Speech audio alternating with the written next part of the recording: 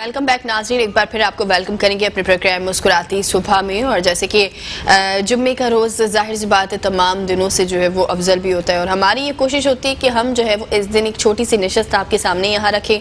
और मेरी रिक्वेस्ट होती है, प्रोग्राम के आगाज़ में भी मैंने ये बात कही थी कि आप तमाम लोग जो हैं वो दुरूद पाक का विर्द जो है वो अपनी ज़बानों पर लाजिम रखें, क्योंकि जुम्मे के रोज़ हम जो है वो नमाज़ पढ़ें, दुरूद व सलाम अपने नबी सल्लल्लाहु अलैहि वसल्लम पर जो है वो भेजते रहें, क्योंकि बेशक जुम्मे का दिन जो है उसकी बहुत ज़्यादा फजीलत है। हम हमेशा हमने नमाज ब्रेक पर जाने से पहले हम नमाज के हवाले से भी डिस्कस कर रहे थे कि किस तरह जो है वो नमाज की फजीलत है। और हमारे गेस्ट जो है वो हमें अब ज्वाइन कर चुके हैं और मज़ीद जो है वो हमारी रहनुमाई हमारे गेस्ट भी करेंगे नमाज के हवाले से। और मज़ीद और भी इंटरेस्टिंग टॉपिक है जो कि हम आज आपके साथ यहाँ डिस्कस करेंगे। हमारे साथ यहाँ पर जो है अल्लामा इनायतुल्लाह सियालवी साहब यहाँ पर मौजूद है, जो कि इस्लामिक स्कॉलर भी हैं और जामिया मस्जिद कासिम के इमाम और खतीब भी हैं। आपको वेलकम करूँगी। अस्सलाम वालेकुम सर, कैसे हैं आप? जी अल्लाह का बरकत। अच्छा, हमारे साथ जो है वो नात ख्वाबी यहाँ पर हमारे साथ यहाँ पर मौजूद हैं, जो कि मोहम्मद रज़ा कादरी हैं। आपको भी वेलकम करूँगी। अस्सलाम वालेकुम, कैसे हैं आप? ठीक ठाक। हमारे साथ जो है वो मोहम्मद उबैद बिलाली भी हमारे साथ यहाँ मौजूद है। कैसे हैं आप? अल्हम्दुलिल्लाह, दुआएं। अच्छा, तो सबसे पहले सर आपकी जानिब भी मैं आऊँगी। जैसे कि हम ब्रेक पर जब जाने से पहले हम जो है वो नमाज के हवाले से डिस्कस कर रहे थे कि नमाज की क्या फ़जीलत है और किस तरह से जो है वो हम अपने आप को नमाज का पाबंद बना सकते हैं। मैं चाहती हूँ कि उस पर थोड़ी सी रोशनी डालें। बिस्मिल्लाहिर्रहमानिर्रहीम। अल्लाहुम्मा सल्लि अला मुहम्मद व अला आलि मुहम्मद सल्लल्लाहु अलैहि वसल्लम। अल्लाह का लाख लाख एहसान कि अल्लाह तबारक व तआला ने हम सबको इस्लाम की दौलत से मालामाल फरमाया।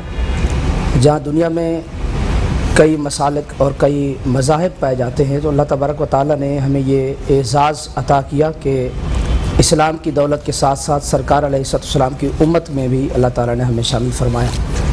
तो अल्लाह तबारक व तआला ने हज़रत इंसान को एक ख़ास मकसद के लिए पैदा फरमाया है और उस मकसद का भी अल्लाह तबारक व तआला ने कुरान मजीद फुरकान हमीद में ख़ुद इरशाद फरमाया कि वमा खलक़तुल जिन्ना वल इंसा इल्ला लियअबुदून, कि हमने जिन और इंस को सिर्फ़ अपनी इबादत के लिए पैदा किया है। और इबादत की फिर दो किस्में होती हैं। इबादत एक बदनी इबादत होती है, एक माली इबादत होती है।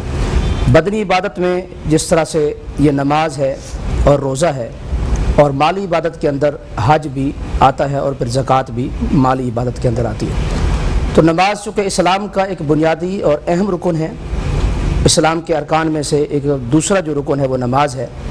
और नमाज को अल्लाह तबारक व तआला के कुरान मजीद के अंदर जब हम पढ़ते हैं नमाज के हवाले से, तो बेशुमार मकामात पर अल्लाह तबारक व तआला नमाज का हुक्म फरमाता है। तो नमाज के जितनी बार अल्लाह ताला ने हुक्म फरमाया, तो इससे नमाज की अहमियत का अंदाज़ा लगाया जा सकता है कि जिस चीज़ को अल्लाह ने बार बार जिक्र फरमाया उसकी अहमियत कितनी होगी। हमारे प्यारे नबी सल्लल्लाहु अलैहि वसल्लम ने इरशाद फरमाया, अस्सलातु इमादुद्दीन, नमाज दीन का सुतून है। मन अकामा फ़कत अकामद्दीन व मन हदमा फ़कत हदमद्दीन, जिसने नमाज को कायम किया गोया उसने दीन को कायम किया, और जिसने नमाज को ढा दिया गोया उसने दीन को ढा दिया। यानी नमाज की इतनी अहमियत है कि यानी जो नमाज कायम करता है, नमाज अदा करता है, नमाज कायम करता है, तो उसने गोया दीन की पूरी इमारत को कायम कर दिया। और जो नमाज को छोड़ देता है, नमाज के अंदर सुस्ती और गफलत बरतता है, तो उसने गोया दीन की इमारत को धड़ाम करके नीचे गिरा दिया है। तो नमाज एक पिलर है दीन की इमारत का, और मेन पिलर है जिस पर दीन की इमारत डिपेंड करती है और खड़ी है, बेस करती है उसके ऊपर। तो नमाज जिसके बारे में करीम आका अलैहिस्सलाम ने इरशाद फरमाया, मन तरक सलातन मुतअम्मिदन, जिसने जानबूझकर नमाज छोड़ी, फ़कत कफ़र, तो उसने अल्लाह तबारक व तआला की बेशुमार नेमतों में से किसी हर नेमत का इनकार कर दिया। यानी वो इनकार करने वालों में से हो गया अल्लाह की नेमतों का। क्योंकि अल्लाह ने जब उसे इस्लाम की दौलत दी, अल्लाह ने जब उसे दीन की दौलत दी और फिर सरकार अलैहिस्सलाम की उम्मत में उसे शामिल फरमाया, तो उसका ये फ़र्ज़ बनता था कि वो नमाज भी जब अल्लाह ने उस पर फ़र्ज़ किए तो उसको अदा करे। हमारे बुजुर्गान दीन ने इसके बारे में इरशाद फरमाया, जिनमें से हज़रत सुल्तान बाहू रहमतुल्लाह अलैह फरमाते कि किसी बेनमाजी से आप वफ़ा की उम्मीद नहीं रखें, क्योंकि वफ़ा की उम्मीद नमाजी से रखी जा सकती है। बेनमाजी से वफ़ा की उम्मीद आपने फरमाया इसलिए न रखो कि नमाज अल्लाह का हुक्म है, और अल्लाह का हुक्म मानना ये अल्लाह से वफ़ा करना होता है। जब वो अल्लाह से वफ़ा नहीं करता बंदा, तो फिर किसी बंदे से बंदा कैसे वफ़ा करेगा जो बेनमाजी है। इसलिए फरमाया कि बेनमाजी को किसी कब्रिस्तान के अंदर भी दफन ना किया जाए, کیونکہ بے نمازی کی نحوست اور بے نمازی کی جو انسان کو جو اس کے اوپر لعنت برستی ہے تو وہ ایک بہت بڑی عذاب کا مستحق ہوتا ہے. تو اس لیے نماز کی پابندی کرنی چاہیے، اور نماز ایک بہت دین کا ایک اہم فریضہ ہے جس کے بارے میں کریم آقا علیہ السلام نے فرمایا کہ میری آنکھوں کی ٹھنڈک اللہ نے نماز میں رکھی ہے. ابھی رجب المرجب کا مہینہ گزرا، معراج النبی صلی اللہ علیہ وسلم ہوا، تو معراج کا ایک خاص تحفہ جو اللہ تعالیٰ نے اس امت کو عطا کیا وہ نماز ہے. کہ کریم آقا علیہ السلام نے فرمایا کہ الصلاۃ معراج المومن، نماز مومن کا تو معراج ہے مومن کی. تو اس لیے نماز کی پابندی کرنی چاہیے، اور نماز بے حد ضروری ہے. اگر انسان وقار چاہتا ہے اللہ کی بارگاہ کے اندر، تو انسان کی سر کے ساتھ اللہ تبارک و تعالیٰ نے ساری 5 سینسز رکھے، اسی پیشانی کے ساتھ، سر کے ساتھ، کیونکہ راس الجسد بھی سر ہے، پورے جسم کا سردار سر ہے، اور اسی سر کے ساتھ اللہ تبارک و تعالیٰ نے سونگھنے کی صلاحیت، دیکھنے کی صلاحیت، چکھنے کی صلاحیت، ساری صلاحیتوں کو اللہ نے سر کے ساتھ جوڑا ہے. اور اس کے بارے میں فرمایا کہ تم اپنی پیشانی کو سجدے میں جھکاؤ. جب پیشانی کو اللہ تبارک و تعالیٰ کی بارگاہ میں سجدے میں انسان جو جھکا لیتا ہے تو اللہ تبارک و تعالیٰ اس پیشانی کو پھر در در پہ جھکنے سے محفوظ فرما دیتا ہے. تو جو انسان چاہتا ہے کہ اسے در در کی ٹھوکریں نہ کھانی پڑیں تو وہ ایک ہی در پر اللہ کی بارگاہ کے اندر آپ نے سر کو جھکا لے. اللہ کریم اسے در در کی ٹھوکروں سے محفوظ فرمائے گا، اور در در پر اس سر کو بھی جھکانے سے محفوظ فرمائے گا. سبحان اللہ. بہت آپ نے جس طرح سے ہماری رہنمائی کی وہ بہت ہی جو ہے وہ قابل تعریف ہے. بہت سارے لوگ، میں نے یہ سوال کیا بھی تھا، میں چاہتی ہوں کہ آپ بھی جو ہے وہ اس پر تھوڑی سی روشنی ڈالیں کہ جو لوگ نماز جو ہے وہ قائم رکھتے ہیں، 5 وقت نماز پڑھتے ہیں، لیکن اس کے بعد بھی اگر آپ کسی غریب کا حق کھا رہے ہیں یا جو ہے وہ آپ منافقت کر رہے ہیں، تو کیا وہ پھر ان لوگوں کے لیے کیا حکم ہے، اور جو نماز وہ پڑھی جا رہی ہے تو کیا وہ اللہ کی بارگاہ میں قبول ہوں گی؟ جی، یہ بہت اہم کویشچن ہے. اصل میں اس سے پہلے ایک بات کو سمجھنا ہوگا کہ حقوق کی 2 قسمیں بیان کی گئی ہیں شریعت کے اندر. ایک حقوق العباد ہے اور دوسرا ہے حقوق اللہ. پہلا حقوق اللہ ہے، دوسرا حقوق العباد ہے. حقوق اللہ میں نماز، روزہ، حج، زکوٰۃ، یعنی اللہ تبارک و تعالیٰ کے احکامات کی جو عبادات ہیں، عبادات کی صورت میں ان کی پیروی کرنا، یہ حقوق اللہ میں آتا ہے. اور حقوق العباد جو ہے وہ جیسے کہ خاندان کے اندر جو بھی رشتہ دار ہیں ان کے حقوق ادا کرنا، پڑوسیوں کے حقوق ادا کرنا، یعنی معاملات جو معاشرے کے اندر ایک دوسرے کے ساتھ معاملات ہیں، ایک دوسرے کا حق کا خیال رکھنا، ایک دوسرے کو حق دینا، ایک دوسرے کو عزت دینا، اس پر ظلم نہ کرنا، زیادتی نہ کرنا، یہ حقوق العباد میں آتا ہے. اور حقوق اللہ کے بارے میں آتا ہے کہ اللہ تبارک و تعالیٰ چاہے تو اپنی شان کریمی کے صدقے حقوق اللہ معاف بھی فرماتا ہے. لیکن حقوق العباد اللہ تبارک و تعالیٰ اس وقت تک معاف نہیں فرمائے گا جب تک بندہ خود معاف نہ کر دے. تو جو آپ نماز پڑھ رہے ہوتے ہیں، روزہ رکھ رہے ہوتے ہیں، حج ادا کر رہے ہوتے ہیں، دیگر عبادات کو تو بجا لا رہے ہوتے ہیں، لیکن حقوق العباد کی ان کے نظروں کے اندر، ان کے دل و دماغ کے اندر حقوق العباد کی اہمیت نہیں ہوتی. تو وہ ایک گمراہ شخصیت کی تو صورت میں ہوتا ہے، لیکن اس کی کوئی حقیقت سے کوئی تعلق نہیں ہوتا. وہ ایک دین کے اندر اس کا ویلیو نہیں ہوتی، چونکہ دین کہتا ہے کہ دونوں چیزیں لیول میں رکھو، حقوق العباد بھی ادا کرو، حقوق اللہ بھی ساتھ میں رکھو. جو نماز پڑھے اور برائی سے نہ رکے اور کسی پر ظلم سے نہ رکے تو ایسی نماز کسی کام کی نہیں. جیسا کہ آقا علیہ السلام نے ارشاد فرمایا کہ اگر تم روزہ رکھتے ہو اور پھر گناہوں سے نہیں رکتے تو پھر اللہ تبارک و تعالیٰ کو تمہارے بھوکے اور پیاسے رہنے کی ضرورت نہیں ہے. اس کو حاجت نہیں ہے کہ تم بھوکے اور پیاسے رہو. تم کسی پر ظلم بھی کرو اور روزہ بھی رکھو، تم کسی پر ظلم بھی کرو اور نماز بھی پڑھو کہ میں تو نماز پڑھتا ہوں، ظلم وہ میرا ایک اپنا مسئلہ ہے. پھر آپ نماز پڑھیں اور پھر جا کر دکان کے اوپر جھوٹ بولیں اور اس کے اندر ملاوٹ کریں اپنے کام کے اندر، کاروبار کے اندر، تو یہ نہیں.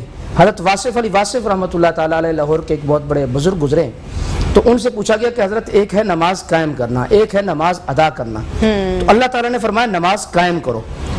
ہم نماز ادا کرتے ہیں تو ہمیں کیسے پتہ چلے گا کہ ہماری نماز قائم ہو گئی؟ تو آپ نے بڑی خوبصورت بات ارشاد فرمائی، کیونکہ بزرگ بہت بڑے مشکل معاملات کو چند لفظوں کے اندر سمیٹ کر بہت بڑی مشکل کو آسان کر دیتے. تو حضرت واصف علی واصف علیہ رحمہ فرماتے کہ نماز قائم تب ہوگی کہ جب مسجد والی زندگی، جب بندہ اللہ کی بارگاہ میں بیٹھا ہوتا ہے، جائے نماز پر بیٹھا ہوتا ہے، وہ والی زندگی اور باہر کاروبار والی زندگی دونوں ایک جیسی ہو جائیں تو سمجھو آپ کی نماز قائم ہو چکی ہے. یعنی باہر کے معاملات، حقوق العباد بھی آپ صحیح طریقے سے ادا کر رہے ہیں اور اللہ کی عبادت بھی آپ صحیح طریقے سے ادا کر رہے ہیں تو سمجھو آپ کی نماز قائم ہو رہی ہے، وگرنہ آپ کی نماز ادا ہو رہی ہے. ہو سکتا ہے کہ آپ حقوق العباد کے اندر جو ہے وہ حق تلفی کر رہے ہوں تو ایسی عبادت بندے کے منہ پر کل قیامت کے دن مار دی جائے گی. ایسی عبادت اللہ تبارک و تعالیٰ قبول نہیں کرتا، کیونکہ اللہ تبارک و تعالیٰ یہ چاہتا ہے کہ میرے بندوں کو خوش کر کے مجھے خوش کرو گے تو پھر میں خوش ہوں گا. جیسا کہ میرے کریم آقا علیہ السلام نے ارشاد فرمایا کہ باپ کی رضا میں رب کی رضا ہے. یعنی اس کا مطلب یہ ہے کہ حقوق العباد میں باپ کی بھی یہ حقوق آتے ہیں، ماں باپ کے حقوق آتے ہیں. تو یعنی باپ اگر ناراض ہے، اگر ماں ناراض ہے، اگر ان کا حق نہیں ادا کر رہا، اولاد اگر ادا نہیں کر رہی، تو نماز پڑھے، چاہے وہ حج ادا کرے، کثرت سے سخاوت کرے، تو اس کی سخاوت، نماز اور حج قبول نہیں ہے، اس لیے کہ ان کے ماں باپ یعنی حقوق العباد اس کے مکمل نہیں.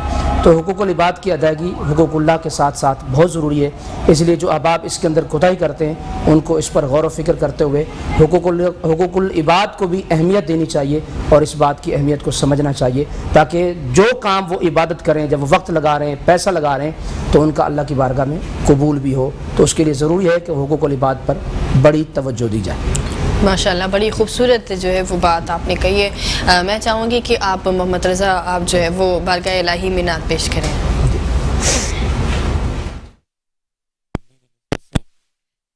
دعائے کلام پیش کروں گا.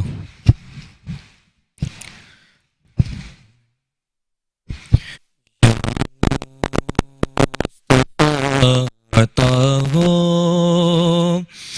پھر اذن حاضری کا، یا مصطفیٰ عطا ہو پھر اذن حاضری کا، کر لوں نظارہ کر میں آپ کی گلی کا، یا مصطفیٰ عطا ہو ایک بار ہی دکھا دو رمضان میں مدینہ،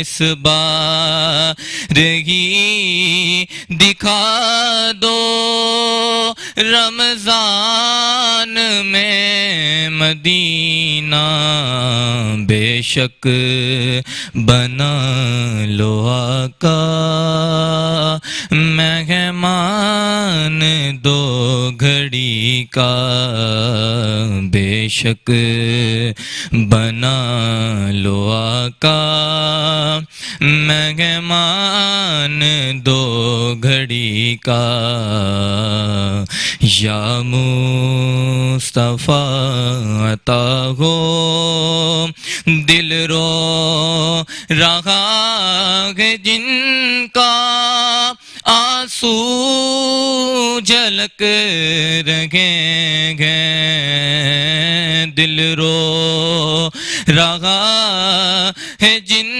کا، آنسو جھلک رہے ہیں، ان عاشقوں کا صدقہ بلوائیے مدینہ، ان عاشقوں کا صدقہ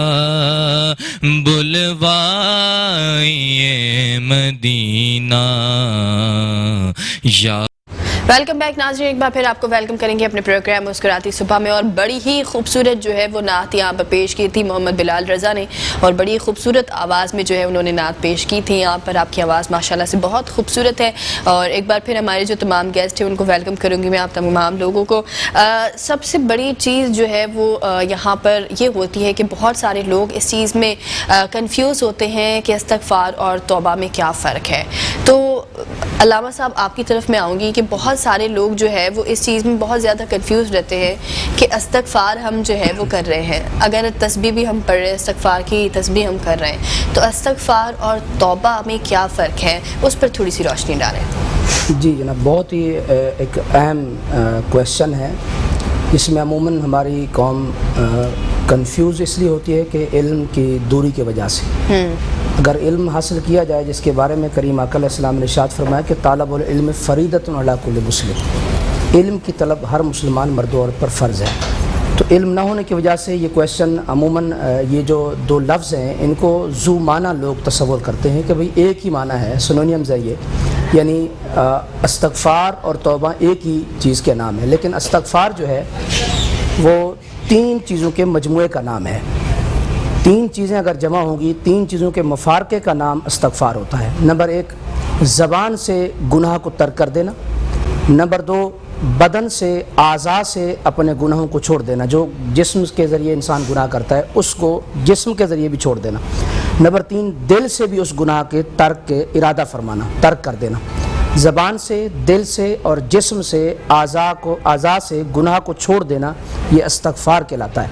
اور توبہ جو ہوتی ہے وہ ہوتی ہے الرجوع الی الطاعہ, یعنی طاعت کی طرف, اطاعت کی طرف, اللہ کی فرما برداری کی طرف, نیکی کی طرف رخ کو موڑ لینا, یہ توبہ ہوتا ہے, توبہ ہوتی ہے. تو اس لیے استغفار جو آقا علیہ السلام نے ارشاد فرمایا کہ افضل الاعمال لا الہ الا اللہ و افضل الدعاء الاستغفار, کہ سب سے بہترین جو عمل ہے وہ لا الہ الا اللہ اور سب سے بہترین دعا جو ہے وہ استغفار ہے.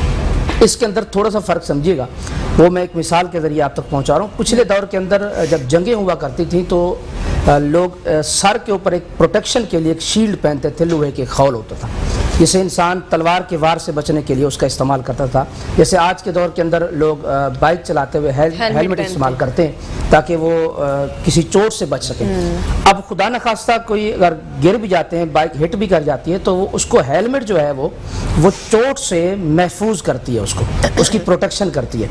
لیکن یہ اسی طریقے سے گناہ کی جو لعنت ہوتی ہے یا گناہ کی جو تکلیف ہوتی ہے اور گناہ کے بعد جو سختی آتی ہے, جو پریشانی آتی ہے, اس سے بچنے کا نام استغفار ہے. اور اس کے بعد پھر نیکی کی طرف پلٹنا, یعنی شیطان پر حملہ آور ہونا. یعنی یہ ہوتا ہے کہ انسان جب استغفار کرتا ہے تو ایک کمزور حالت کے اندر ہوتا ہے, لیکن جب وہ نیکی کی طرف جاتا ہے تو انسان توبہ کی طرف جاتا ہے تو ایک نیکی کی طرف مڑتا ہے, رجوع الی اللہ کرتا ہے, رجوع الی الطاعہ کرتا ہے, اپنی زندگی کو فرما برداری کی طرف لے کر آتا ہے, تو اس کو توبہ کہتے ہیں. مثال کے طور پر وہ کھڑا ہو گیا, اب بائک اس کی ہٹ کر گئی, اب اس کی جو ہیلمٹ تھی اس نے اس کو تکلیف سے بچایا, لیکن اس کی وجہ سے وہ بچ تو گیا ہیلمٹ کی وجہ سے. اس کو کہتے ہیں مغفر عربی کے اندر, اس خول کو عربی کے اندر مغفر کہا جاتا ہے, یعنی جو اس کو بچاتی ہے, جو اس کو ڈھال ہوتی ہے, پروٹیکشن ہوتی ہے. اسی لیے مغفرت کا جو مطلب ہوتا ہے یعنی آپ کو تکلیف سے بچانا. یعنی کسی نے کاروبار کیا اور کاروبار کے اندر نقصان ہوا, تو نقصان سے بچنا, نقصان سے ازالہ, یہ مغفرت ہے.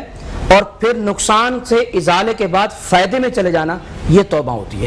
تو انسان نقصان کا ازالہ کرنے کے بعد مغفرت کرتا ہے تو گناہوں کا ازالہ ہو جاتا ہے, استغفار کرتا ہے تو گناہوں کا ازالہ ہو جاتا ہے, گناہ مٹا دیے جاتے ہیں. لیکن جب وہ توبہ کرتا ہے تو پھر فائدے میں چلے جاتا ہے. اور فائدہ کیا ہوتا ہے کہ اللہ تبارک و تعالیٰ پھر فرماتا ہے کہ جو انسان گناہ کرتا ہے اس کے بعد توبہ کرتا ہے تو اللہ تبارک و تعالیٰ پھر اس کے گناہوں کو نیکیوں میں تبدیل فرما دیتا ہے. یعنی وہ پھر ازالہ نقصان سے بھی بچ جاتا ہے, اور نقصان کا ازالہ بھی کر لیتا ہے, ضرر سے بھی بچ جاتا ہے, اور پھر وہ فائدے میں بھی چلا جاتا ہے. اس رب کی شان کریمی پہ قربان جب وہ کہتا ہے کہ صرف آپ ازالہ نقصان نہیں کرو, نقصان سے اپنے آپ کو نہیں بچاؤ بلکہ فائدے میں آؤ, توبہ کر کے اپنے آپ کو فائدے میں لے کر آؤ تاکہ تمہارے جو گناہ ہیں وہ نیکیوں کے اندر تبدیل کر دی جائیں. سیدنا عمر فاروق رضی اللہ تعالیٰ عنہ ایک دفعہ گلی سے آپ آ رہے تھے تو آپ نے دیکھا کہ ایک نوجوان ہے, اس کے ہاتھ میں شراب کی بوتل ہے.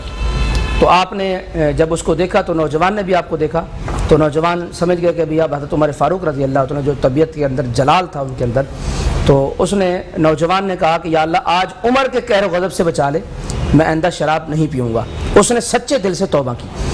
جب اس نے توبہ کی تو اللہ تبارک و تعالیٰ نے یہ کرم کیا کہ جب سیدنا عمر فاروق رضی اللہ تعالیٰ قریب آئے اور بوتل کا ڈھکن کھولا تو اس سے پوچھا کہ نوجوان کیا ہے, تو اس نے کہا یہ سرکہ ہے.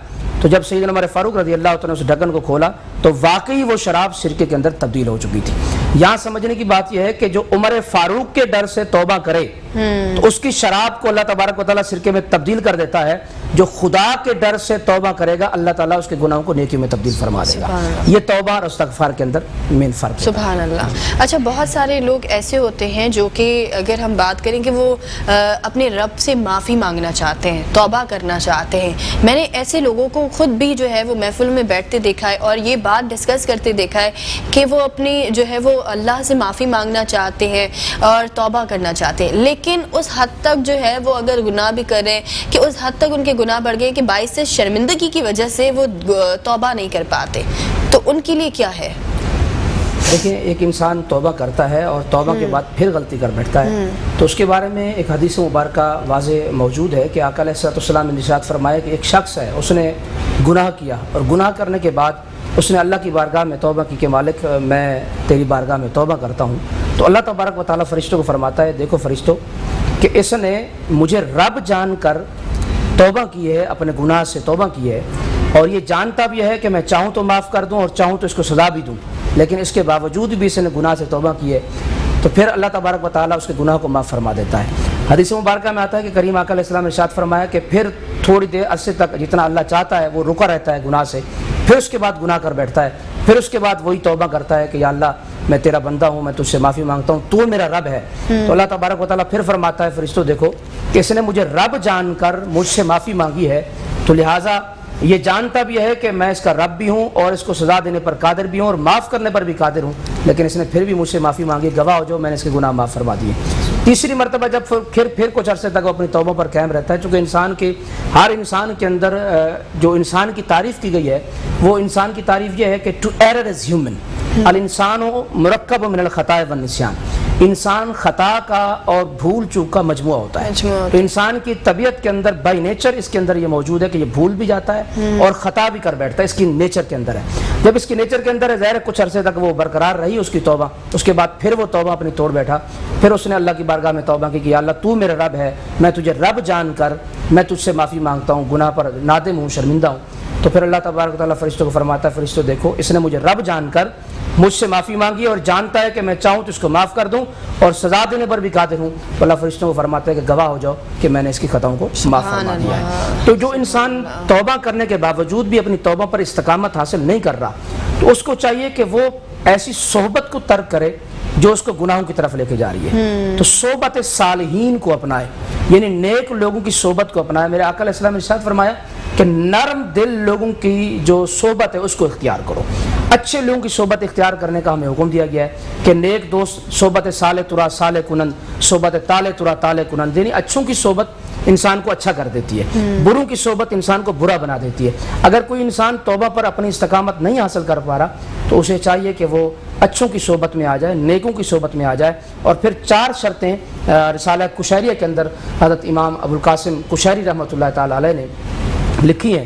ان میں سے ایک یہ ہے کہ فرمایا کہ کم کھایا جائے تو توبہ پر استقامت ہوگی، فرمایا دوسری چیز ہے کہ کم سویا جائے، توبہ پر استقامت نصیب ہوگی، فرمایا کہ ایسوں کی صحبت کو ترک کر دیا جائے جو گناہوں کی طرف لے کے جاتے ہیں، اور فرمایا کہ پھر صحبت صالحین کو اختیار کیا جائے جو انسان کو نیکی کی طرف لے کے جاتے ہیں۔ تو انسان کو یہ 4 عوامل اپنانے چاہیے، تو انشاءاللہ امید ہے کہ ان کو توبہ پر استقامت نصیب ہو جائے۔ سبحان اللہ، ماشاءاللہ۔ میں چاہوں گی کہ محمد عبید آپ جو ہے وہ بارگاہ الہی میں نعت پیش کریں۔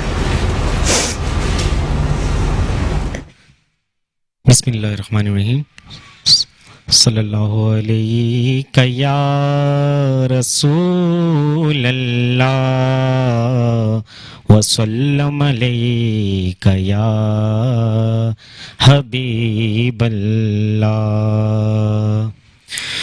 کوئی سلیقہ ہے آرزو کا، کوئی سلیقہ ہے آرزو کا، نہ بندگی میری بندگی ہے، یہ سب تمہارا کرم ہے آقا، یہ سب تمہارا کرم ہے آقا، کہ بات اب تک بنی ہوئی ہے، یہ سب تمہارا کرم ہے آقا، کسی کا احسان کیوں اٹھائیں، کسی کو حالات کیوں بتائیں، تم ہی سے مانگیں گے تم ہی دو گے، تم ہی سے مانگیں گے تم ہی دو گے، تمہارے در سے ہی لو لگی ہے، یہ سب تمہارا کرم ہے آقا۔ اور عمل کی میرے اساس کیا ہے، بجز ندامت کے پاس کیا ہے، رہے سلامت بس ان کی نسبت، رہے سلامت بس ان کی نسبت، میرا تو بس آسرا یہی ہے، کوئی سلیقہ ہے آرزو کا، نہ بندگی میری بندگی ہے، یہ سب تمہارا کرم ہے آقا، کہ بات اب تک بنی ہوئی ہے۔ اللہ ماشاء اللہ، بہت ہی خوبصورت آواز اور بہت ہی خوبصورت کلام آپ نے جو ہے وہ یہاں پیش کیا۔ میں ایک بار پھر آپ کی طرف آنا چاہوں گی علامہ صاحب کہ اگر آپ نے توبہ کے حوالے سے ہمیں بتایا، اگر توبہ کے فرائض کے حوالے سے ہم بات کریں کہ توبہ کے فرائض کیا ہوتے ہیں، اس کے حوالے سے میں آپ سے پوچھنا چاہوں گی۔ یہاں وقت ہوا ایک چھوٹے سے بریک کا، سوال کا جواب بریک کے بعد لیں گے۔ آپ ہمارے ساتھ رہیں اور دیکھتے رہیے مسکراتی صبح۔ ویلکم بیک ناظرین، ایک بار پھر آپ کو ویلکم کریں گے اپنے پروگرام مسکراتی صبح میں، اور جو ہے وہ بڑی خوبصورت جو ہے وہ آواز میں ہمارے نعت خواہ بھی یہاں پر موجود ہے جنہوں نے نعت پیش کی ہمارے ساتھ، ہماری رہنمائی کرنے کے لیے علامہ صاحب بھی یہاں پر ہے۔ ایک بار پھر آپ تمام لوگوں کو میں ویلکم کروں گی اپنے پروگرام میں۔ علامہ صاحب آپ کی طرف آؤں گی، بریک پر جانے سے پہلے میں نے ایک سوال جو ہے وہ کیا تھا کہ اگر ہم توبہ کی شرائط کی بات کریں تو توبہ کی شرائط کیا ہوں گے؟ جی، ہر چیز کی اسلام کے اندر کچھ کنڈیشنز ہوتی ہیں، اور دنیا کے اندر بھی ہر چیز کی کنڈیشنز ہوتی ہیں۔ جب کوئی ہم کام کرتے ہیں تو اس کی کنڈیشنز ہوتی ہیں، کچھ شرائط ہوتی ہیں کہ آپ کام کرنے لگے ہیں تو اس کی شرائط یہ ہوگی، اور اگر کچھ شرائط کے مطابق کام کو بجا لائے تو وہ ایک آسان طریقے سے، مکمل طریقے سے ہو جاتا ہے، کامل کام ہو جاتا ہے، بخوبی اس کو انجام دیا جا سکتا ہے۔ لیکن اگر اس کو شرائط کے بغیر ہی کر لیا جائے تو اس کا وہ فائدہ نہیں ہوتا جو شرائط کے ساتھ ادا کرنے میں فائدہ ہوتا ہے۔ تو اس لیے توبہ کی بھی شرائط کچھ علماء کرام نے لکھی ہیں کہ سب سے پہلی جو توبہ کی شرائط ہے وہ ایک لفظ ہے انگلش کا کہ پرین، یعنی اس میں 4 لیٹرز ہیں، PRAN۔ پی کا مطلب یہ ہوتا ہے کہ ریپینٹنس آف جو پرانے جو پاسٹ کے جو گناہ ہوتے ہیں، پی فار پاسٹ، جو پاسٹ کے جو گناہ ہوتے ہیں ان سے توبہ کرنا، ان سے معافی مانگنا، ان کی معافی مانگنا، یہ توبہ کی سب سے پہلی شرط ہے۔ دوسری سی شرط ہے وہ آر ہے، آر مطلب ریموس، یعنی شرمندگی پرانے گناہوں کے اوپر، پچھلے گناہوں کے اوپر شرمندگی کا اظہار کرنا، یعنی کیونکہ آقا علیہ السلام نے فرمایا الندم و توبہ، یعنی جو ندامت ہے، شرمندگی ہے، اس بات کا احساس کہ میں نے غلطی کر بیٹھا ہوں، تو یہ توبہ ہوتی ہے۔ تو تیسری جو کنڈیشن ہے اس کی وہ ہے for the sake of Allah almighty, یعنی دنیا کے لیے نہیں کہ میں غلطی کر بیٹھا ہوں تو دنیا کے ڈر سے یا یہ وہ نہیں، بلکہ اللہ کی رضا کے لیے اللہ تبارک و تعالیٰ سے معافی مانگنا۔ چوتھی جو توبہ کی شرط ہوتی ہے وہ یہ کہ نیور اگین، یعنی میں گناہ دوبارہ نہیں کروں گا۔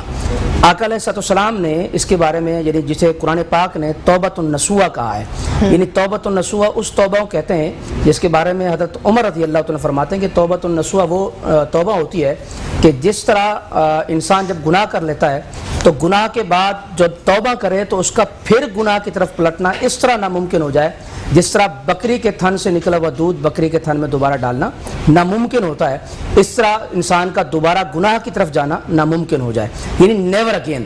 یعنی پہلی شرط یہ ہے کہ انسان ماضی کے گناہوں سے توبہ کرے، معافی مانگے، دوسری یہ ہوتی ہے کہ اس پر شرمندگی کا احساس بھی کرے، اور پھر تیسری چیز یہ ہوتی ہے کہ اللہ تبارک و تعالیٰ کی رضا کے لیے، چوتھی شرط یہ ہوتی ہے کہ پھر آئندہ گناہ نہ کرنے کا عزم کرے۔ یہ توبہ کی شرائط ہوتی ہیں، جو ان شرائط کے ساتھ توبہ کرے گا تو انشاءاللہ اس کی توبہ توبۃ النصوح کہلائے گی۔ اور پھر خواص کی توبہ اور پھر عام لوگوں کی توبہ جو ہے وہ اس کے اندر فرق ہوتا ہے۔ حضرت ذوالنون مصری رحمۃ اللہ تعالیٰ علیہ نے فرمایا چونکہ خواص جو خاص لوگ ہوتے ہیں، جو بزرگ ہوتے ہیں، جو اپر لیول کے لوگ ہوتے ہیں، ان کی توبہ شرائط کے ساتھ ہوتی ہے، اور ہماری توبہ کا حال یہ ہوتا ہے کہ ہم کوئی دیکھتے ہیں کسی کا اللہ نہ کرے ایکسیڈنٹ ہوا ہوتا ہے تو ہم کسی بس پہ جا رہے ہوتے ہیں یا بائک پہ جا رہے ہوتے ہیں تو کانوں کو ہاتھ لگاتے ہیں بھی توبہ توبہ اللہ معاف فرمائے. یا پھر ہم تھوڑی دیر ڈرائیور گانا چلا رہا ہوتا ہے گاڑی کے اندر اور پھر کوئی آگے ایکسیڈنٹ دیکھتا ہے, اللہ تعالیٰ سب کی حفاظت فرمائے, تو وہ تھوڑی دیر کے لیے گانے کی جو آواز ہے وہ کم کر دیتا ہے اور پھر آگے جا کر دوبارہ وہ بڑھا دیتا ہے. ایون ہم مسجد کی طرف سے گزر رہے ہوتے تو مسجد کے سامنے ہم اپنی گاڑی میں چلے گانے بند کر اس میں آواز کو کم کر دیا پھر اس کے بعد آگے وہ چلا دیا. تو اس طریقے سے یہ چیز نہیں ہے, یہ توبہ نہیں ہے کہ کانوں کو ہاتھ لگا لینا بس لفظی توبہ کر لینا. توبہ اس چیز کا نام نہیں, توبہ ان شرائط کے مجموعے کا نام ہے. تو پھر جو خاص لوگ ہوتے ہیں وہ شرائط کے ساتھ توبہ کرتے ہیں, جو عام لوگ ہوتے ہیں بس وہ لفظ توبہ کر لیتے ہیں یا اللہ میری توبہ. تو اس توبہ پر توبہ بھی توبہ کر اٹھتی ہے کہ بھئی آپ نے کیسی توبہ کر دی ہے. تو شرائط کے ساتھ توبہ کرنے والے جو خاص لوگ ہوتے ہیں ان کے بارے میں حضرت ذوالنون مصری رحمۃ اللہ علیہ فرماتے ہیں کہ عام لوگوں کی توبہ یہ ہے کہ گناہ چھوڑنا. عام لوگوں کی توبہ یہ ہوتی ہے کہ وہ گناہ چھوڑ دیتے ہیں, لیکن خاص لوگوں کی توبہ یہ ہوتی ہے کہ اپنی زندگی سے غفلت کو ختم کر دیتے ہیں. یعنی کسی قسم کی غفلت ہو, کسی چیز کے حوالے سے زندگی کے کسی شعبے کے اندر بھی ہو غفلت, تو اس کو ختم کر دینا یہ خواص کی توبہ ہوتی ہے. تو لہذا توبہ کی 4 شرائط ہیں. تو پہلی یہ شرط ہے کہ ماضی کے گناہوں سے توبہ کرنا, یعنی اس سے معافی مانگنا. دوسری شرط یہ ہے کہ شرمندگی کرنا, گزشتہ گناہوں کے اوپر شرمندگی کا احساس ہو. پھر اس کے بعد تیسری ہے کہ اللہ کی رضا کے لیے, اور چوتھی ہے کہ نیور اگین, کہ پھر آئندہ کبھی بھی یہ گناہ نہیں کروں گا. تو توبہ کی یہ 4 شرائط علماء کرام نے لکھی. سبحان اللہ, بہت ہی خوبصورت جو ہے وہ آپ نے توبہ کی شرائط ہمیں بیان کیا اور بڑی آسان طریقے سے جو ہے وہ ہمیں بیان کیا. میں چاہوں گی کہ محمد بلال رضا جو ہے وہ بارگاہ الہی میں نعت پیش کریں.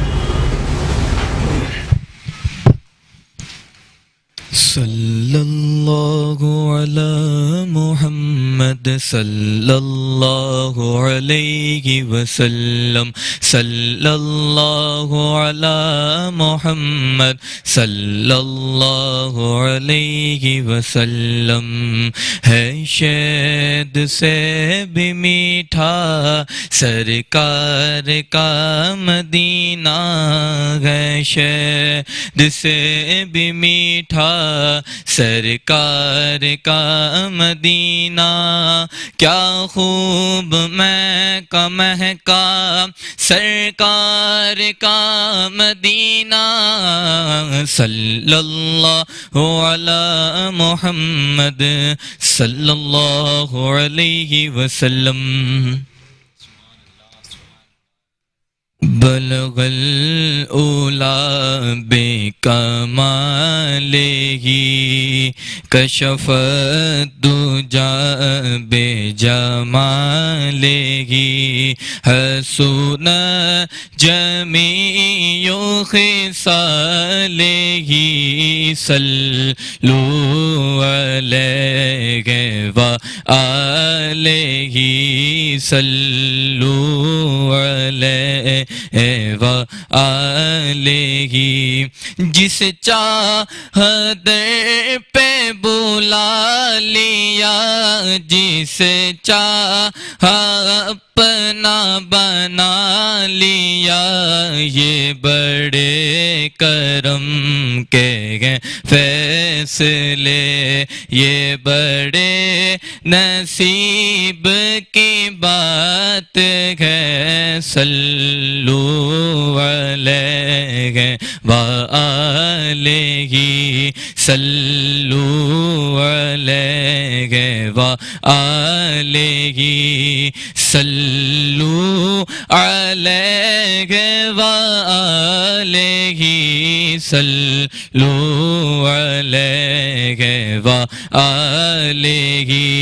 کروں تیرے نام پہ جان فدا, نہ بس ایک جان دو جہاں فدا. دو جہاں سے بھی نہیں جی بھرا, کروں کیا کروڑوں جہاں نہیں. صلوا علیہ وآلہ صلوا علیہ وآلہ. بڑی خوبصورت جو ہے وہ کلام آپ نے پیش کیا. ایک بار پھر میں آپ کی طرف آنا چاہوں گی علامہ صاحب کہ ہم بہت کنفیوزڈ ہوتے ہیں کہ عبادت کرنے کا صحیح طریقہ کیا ہے. ہم کہتے ہیں ہماری دعائیں قبول نہیں ہوتی, آخر کیوں ہماری دعائیں قبول نہیں ہوتی؟ ہم توبہ کر رہے ہیں, بارگاہ الہی میں نماز پڑھ رہے ہیں. تو میں چاہوں گی کہ آپ تھوڑی سی جو ہے وہ اس چیز پر روشنی ڈالیں کہ آخر عبادت کرنے کا صحیح طریقہ کیا ہے اور دعا کرنے کا صحیح طریقہ کیا ہے. جی جناب, یہ جو آپ نے کویشچن کیا ہے وہ اس کی دو اصل میں اس میں ہیں کہ ایک تو یہ ہے کہ ہماری دعا قبول کیوں نہیں ہوتی, دوسری ہماری عبادت کا صحیح طریقہ کیا ہونا چاہیے. تو دعا کی قبولیت کے لیے سب سے پہلی بات جو ہے وہ آقا علیہ السلام نے ارشاد فرمایا کہ ایک شخص ہے جو کہتا ہے کہ بھئی میری یا اللہ دعا قبول فرما, تو آقا علیہ السلام فرمایا کہ اس کا کھانا حرام کا ہے, اس کا لباس حرام کا ہے. تو کیسے ممکن ہے کہ جب اس کا کھانا حرام کا ہو, لباس حرام کا ہو, اس کا پہننا حرام کا ہو, تو کیسے ممکن ہے کہ اس کی دعا قبول ہوگی؟ تو ضروری ہے سب سے پہلے اگر کوئی شخص یہ چاہتا ہے کہ اس کی دعا قبول ہو تو اس کو چاہیے کہ اپنا رزق کو حلال کرے. جب وہ رزق کو حلال کر لیتا ہے تو اللہ کی ذات پر قوی یقین ہے کہ اللہ تبارک و تعالیٰ اس کی ہر کی ہوئی دعا کو اللہ قبول فرمائے گا. کیونکہ آقا علیہ السلام نے ارشاد فرمایا کہ اللہ فرماتا ہے کہ مجھے حیا آتی ہے کہ جب بندہ میرے سامنے ہاتھ اٹھائے, مجھ سے مانگے کچھ اور اس کو خالی لوٹاؤں, تو بندے کے ہاتھ کو خالی لوٹانا مجھے اس پر حیا آتی ہے. چونکہ دعا عموماً یہ لوگ سمجھتے ہیں کہ ہماری دعا قبول نہیں ہوئی, تو لیکن یہ کوئی پیمانہ نہیں ہے کہ آپ نے جو چیز مانگی ہو اور وہ آپ کو مل جائے تو آپ کا مطلب کہ دعا قبول ہو گئی. لیکن اگر کبھی ایسا بھی ہو جائے جیسے انسان کو چاہتا ہے کوئی چیز اور اس کی چیز وہ خواہش وہ مکمل ہو جاتی ہے, پوری ہو جاتی ہے, یعنی میں نے ابھی چاہ کہ ایسا ہو جائے اور وہ خدا خیر کرے کہ ایسا ہو بھی جائے, تو آقا علیہ السلام نے ارشاد فرمایا کہ جب تمہاری کوئی دعا قبول ہو جائے تو اس وقت لوگ سوچتے ہیں کہ بھئی ہم اس سے اچھا تھا کہ کچھ اور مانگ لیتا میں, یعنی کوئی جب خواہش پوری ہو جاتی ہے تو انسان کی تمنا ہوتی ہے اس سے اچھا تھا کہ میں کچھ اور مانگ لیتا.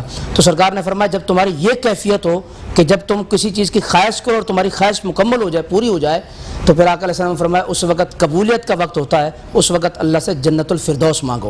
تو کوئی اور چیز نہیں, میں کوئی اور چیز مانگتا نہیں, بلکہ سرکار نے ایک دیا ہے نسخہ کہ آپ نے کیا مانگنا ہے, مطلب اس وقت جنت الفردوس مانگو.